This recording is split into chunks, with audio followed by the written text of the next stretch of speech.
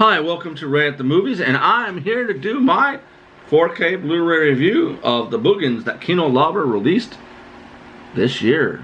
And I want to go into a little bit of history about this movie. I'm a big fan of this movie. I had to resort to a bootleg when to first see it. Now, how I heard about this movie was through a guy called John Stanley, who released a series of books called The Creature Features.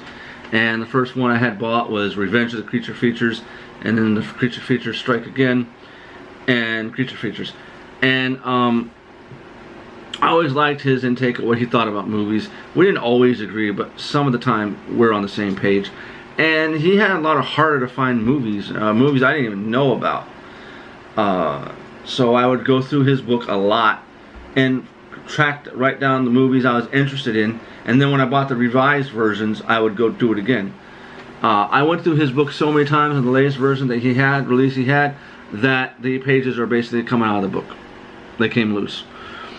So the only way I was able to watch this originally was through bootleg VHS, which is how I came across the Boogens for the first time. It had been on cable or on TV, and wasn't able to catch it. They didn't even have it on VHS until '97, and I'm not sure what studio released that. But how I was able to come across it again was when All the Films released it on Blu-ray in 2012. And theirs is a good copy. They did a good job, but Kino Lorber has even done an even better job. I like this company. They do a lot of good releases. And I like that they have both of the covers they have are original covers that you can get, are original covers that are posters that were used. This is what I saw when I bought the movie on VHS when it was released in '97. There you go. It is a fun movie, and I'll go into a little bit of the history. There is another movie that came out a few years later called The Strangeness, that was considered let's see if I can get the focus on it. There you go. Was considered a ripoff. But to be honest with you, this movie actually was made first, but they weren't able to get it released until 1985. And the only thing that they share is it both takes place in a mine. That's it. Other than that, the stories are totally different. And if I am going to review this and tell you what I think about it. Obviously, I liked it enough to buy it, but I have to say this is a better movie. Alright, but let's go into a little bit of the history of the movie. The movie was released in the United States on September 25th, 1981. Then in Colombia, March 2nd, 1983. And in Mexico, November 4th, 1983. Now, this movie was a hard to find movie for the longest time, and I was so grateful when it was finally released on VHS. And then so nice that All the Films, which is, by the way, is no longer around. Kino Lorber bought a lot of their titles, and so did Vinegar Syndrome. Also, I'm hoping that Kino Lorber or Vinegar Syndrome gets Moontrap. But I got a lot of All the Films releases that they had released. Not every single one. Yeah. Alright, so let me go into a little bit about the movie. Let's go into the cast first. You have Rebecca Bolden, who was in Deadly Game, TV movie, The Silent Scream. Then there's Fred McCarran, who was in Xanadu, Class Reunion, The Star Chamber, Used Cars. Anne Marie Martin, who was in the Doctor Strange TV movie, Prom Night, Savage Harvest, Runaway. Jeff Harlan, who was in Lassie, A New Beginning, Lady Killers TV movie, Autofocus. John Crawford, who was in The Poseidon Adventure, The Tower Inferno, The Apple Dumpling Game, Rides Again, Grave Secrets, Mad Flory, The Nutty Professor, The Hearse. John Lamar, Rooster Colborn, Creepshow, directed by James L. Conway, who did In the Search of Noah's Ark, Hangar 18, Earthbound. Story by David O'Malley, who did Deadly Phantoms, wrote the story for Deadly Phantoms, The House of the Dead. Then there, of course, was Thomas C. Chapman, who did Deadly Phantoms, Hangar 18, The Legend of Sleepy Hollow TV movie. He wrote the story to it. Screenplay is by David O'Malley and Snowballin'. And then, of course, there was Jim Koff, who was A.K. Billy or Bob Hunt, who did Up the Creek, Rush Hour, and Snow Dog screenplay. The design and construction of the Boogen creature was by William Munns, who did Blackenstein, Swamp Thing, The Beastmaster, The Return of the Living Dead. Music by Bob Summers, who did the soundtrack for Earthbound, Hangar 18, Night of the Comet, and Eliminators. Now here's the trivia. Only one creature was made for this film. The Boogens isn't an actual term once used by the miners to describe the fear some would experience while spending too much time in deep mines, as mentioned in the film. In fact, it was a word fabricated by screenwriter David O'Malley, using the word boogeyman as its roots. Rebecca Baldwin met her future husband, director James L. Conway, while acting in this movie. Conway said in a 2021 interview that he was so taken by her after she auditioned, he told the producer, "I could marry that girl." She must have felt the same way, because first week of filming, she proposed to him, and 4 weeks later, they married while still filming.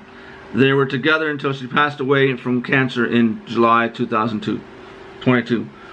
To create the roar of the monster, sound supervisor Jeffrey L. Sandler asked his son Robert Sandler to come up with something scary. The monster's roar was a dog and cat fight played backwards and slowed down. To test its effectiveness, speakers were set up at the ends of 4 long hallways at Glen Sound in Burbank, California, with the lights out.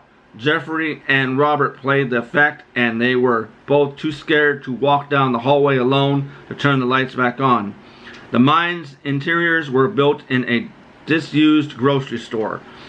Though quite different, author Charles E. Sadler wrote a novel of the same title based upon the film.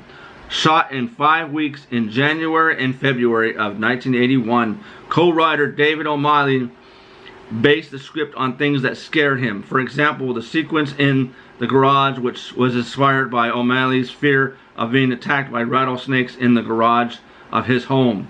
In the early stages of development, writer David O'Malley wished to title this film The Boogeyman, as its creature associated with nightmares that the general public was aware of. The title morphed into The Boogens after Alain Lamel released The Boogeyman in 1980. First R-rated film from Sun Classic Pictures, which was acquired by Theft International Pictures. They constructed a cave set in the abandoned store in Utah, but while filming, the fireball that goes from the house into the cave, the set and the building caught fire. The entire building burned down in 10 minutes. No one was hurt, but they had to refilm the scene in an actual cave. This is the plot outline. A small construction team of 4 men worked to reopen an abandoned silver mine in a Colorado town not 100 years after a mysterious massacre forced the military to shut it down. What they don't know is that their excavating has inadvertently freed some predatory creatures, a cross between a turtle and a spider, lurking deep within the mine shafts. The reptilian creatures known as the Boogens. These creatures have been dormant for centuries and are now hungry for human flesh. As the Boogens start attacking the townspeople, a group of friends become trapped in the mine. They must find a way to survive and escape while facing the relentless and deadly creatures. The film follows the classic horror movie formula of a group of people isolated in a dangerous location trying to fend off a mysterious threat. And here's the tagline: there is no escape. Some things shouldn't be disturbed. Afraid of not knowing, afraid to find out. After 100 years, someone has reawakened the Boogens. After 100 years, they have awakened. The movie is, like I said, was released on VHS. Now, they have on the Blu-ray a brand new ADR Dolby Vision Master from a 4K scan of the 35mm original camera negative. New auto commentary by actor Jeff Harlan and film historian Howard S. Berger. 2012 auto commentary by director James Conway, writer David O'Malley, and actress Rebecca Baldwin, moderated by Jeff McKee. 5.1 surround sound and looseness of 2.0 auto. Okay, now the VHS, the Blu-ray portion, sorry, has the same auto commentaries, but has William Munns, the man who made the Boogens, featured out by Howard S. Berger and the Boogens creature designer William Munns. You have the theatrical trailer, the 2 TV spots, and this was released January 30th, 2024 by Kino Lorber. They did a fantastic job with restoring this movie, first of all. It looks fantastic in 4K. Now, to give credit, they did a good job when they released this. They obviously did a scan or restoration on that one. Not all their movies they released, they did that. But they did a great job on this. I highly recommend it. I really like the movie because for the fact that the characters are very well written. Normally in horror movies you don't really care about the characters. They're written to not to be likable or not, but not one character in this movie is not likable. They're always likable. They're very well written characters. You really care about what happens to them. They're a lot more relatable. And that's why I really like this film. Not to mention when the film came out it was a big hit. So I highly recommend you pick this up from Kino Lorber, whether you buy the 4K version or the Blu-ray version. They both look great and you won't be disappointed. And also, I give the movie 3.5 stars out of 5.